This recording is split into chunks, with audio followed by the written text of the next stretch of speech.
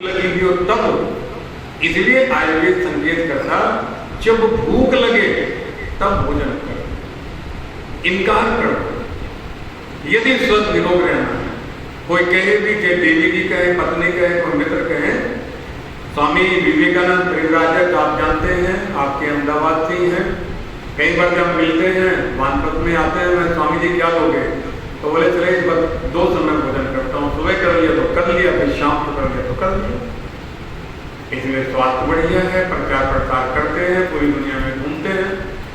इसलिए हम भी जब भूख लगे तब भोजन करें, क्योंकि यदि बीमार होंगे तो हम होंगे, कोई दूसरा नहीं होगा। समस्या उत्पन्न आएगी, डॉक्टर के दिखाएंगे, दवाई खानी पड़ेगी तो हमें खानी पड़ेगी। वो जो भोजन कराने वाले हैं, वो जो अधिक भोजन कराने वाले, उनमें से कोई पास रहने वाला नहीं, ना वो कोई दुख उठाएगा। इसलिए हमें स्वस्थ निरोग रहने के लिए जब भूख लगे, आप आजमा करके देखिएगा, आज से प्रैक्टिकल शुरू कर दीजिएगा कि दोपहर का भोजन जब करेंगे जब बढ़िया भूख लगेगी, और जब बढ़िया भूख लगेगी, जब भोजन आपके सामने आएगा, उसका स्वाद देखना, आपको लगेगा भोजन तो रोज करते हैं लेकिन आज तो स्वाद ही अद्भुत है, बड़ा स्वाद आ रहा है, किसने बनाया है, बढ़िया स्वाद आएगा। इसलिए आयुर्वेद कहता है, दूसरा फार्मूला देता है कि जब भूख लगे तब भोजन करो, और भोजन को करने से आप रोगी नहीं होंगे, स्वस्थ होंगे, और उसमें से जो पदार्थ बनेगा वो इतना बढ़िया बनेगा आपके शरीर को लगेगा।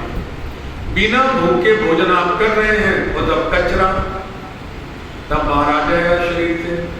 और जब बढ़िया जठराग्नि मजबूत हो, भूख लगे और वो भोजन करेंगे तो उसका जो बढ़िया पदार्थ बनेगा शरीर पे लगेगा। ये दूसरा फार्मूला आयुर्वेद कहता है। और तीसरा फार्मूला आयुर्वेद कहता है, पहला हित भूख, दूसरा कहता है मृत भूख, और तीसरा कहता है ऋत भूख। ऋत भूख से विपराय आयुर्वेद संकेत कहता, ऋत माने पुरुषार्थ, मेहनत से, मेहनत की कमाई करने के बाद में हमने व्यापार में मेहनत की है, हमने नौकरी में मेहनत की है, अपने खेत में मेहनत की है, मेहनत पुरुषार्थ कर करके।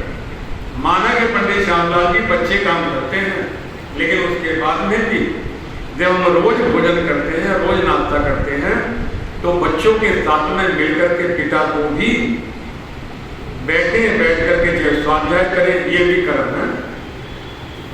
अच्छी पुस्तकों का स्वाध्याय करना है।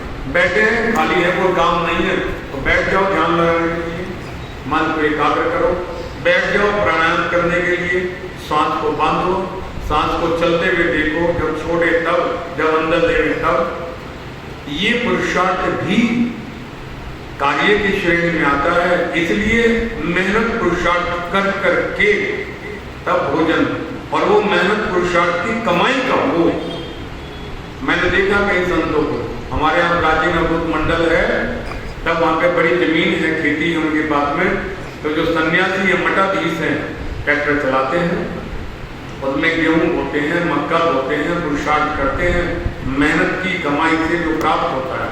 आप कहेंगे हमारे यहाँ तो जमीन नहीं है, दुकान है, व्यापार है, तो व्यापार में काम करो। और बारीकी से ये नजर रखो कि जो हम अपने घर में भोजन, राशन आदि लेकर के आते हैं, वो बेईमानी की कमाई का तो नहीं है, वो छल का तो नहीं है, वो धोखे का तो नहीं है, वो बेईमानी का तो नहीं है, वो किसी का हिस्सा लेकर के, किसी का धन लूट करके तो नहीं लिया गया। बारीकी से देखने की जरूरत है। हम भी अपने व्यवहार में लेकर के आते हैं कि घर के अंदर जो भोजन बनता है वो मेहनत और पुरुषार्थ की कमाई का होता है। जब मेहनत पुरुषार्थ की कमाई का घर में भोजन होगा, पसीना बहा करके जो धन कमाया, धन से जो अन्न खरीदा गया, वो अन्न, वो भोजन आपको हानि नहीं पहुंचाएगा।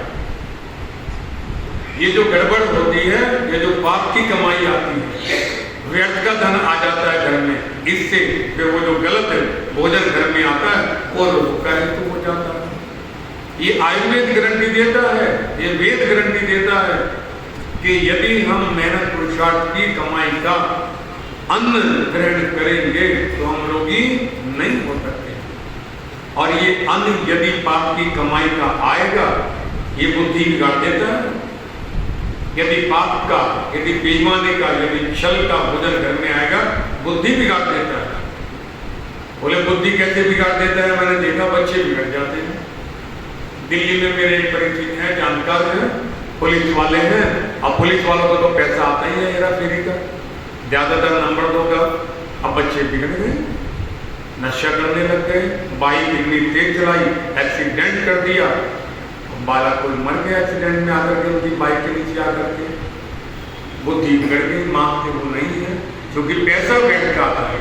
और जब मेहनत पुरुषार्थ का पैसा घर में आता है, उसे खर्च करते हुए व्यक्ति सोचता है कि कहाँ खर्च करना चाहिए, कितना खर्च करना चाहिए, करूँ कि ना करूँ, काम सकता है। और जो पैसा जायज खर्च करेगा, कौन करेगा? जो मेहनत पुरुषार्थ की कमाई से करेगा।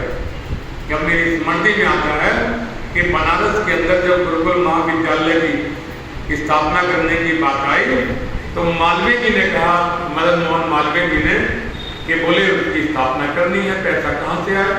बोले समाज से मांगो।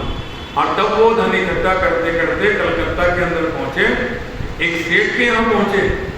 लोगों ने कहा कि सेठ देने वाला नहीं है कोई पैसा, ये तो बड़ा कंजूस है। अब मालवीय जी बोले जो कंजूस होता है पैसा तो उसी के पास में मिलता है, और चले गए। अब देखा सेठ जी को वो तुर्की वाले बनियान धोती पे भी कई जगह से सिलाई, मूंग की दाल का पानी और सूखा फुल्का वो भोजन कर रहे हैं। मालवीय जी गए तो उन्होंने देखा, सेठ जी खड़े हो गए, अरे आइए।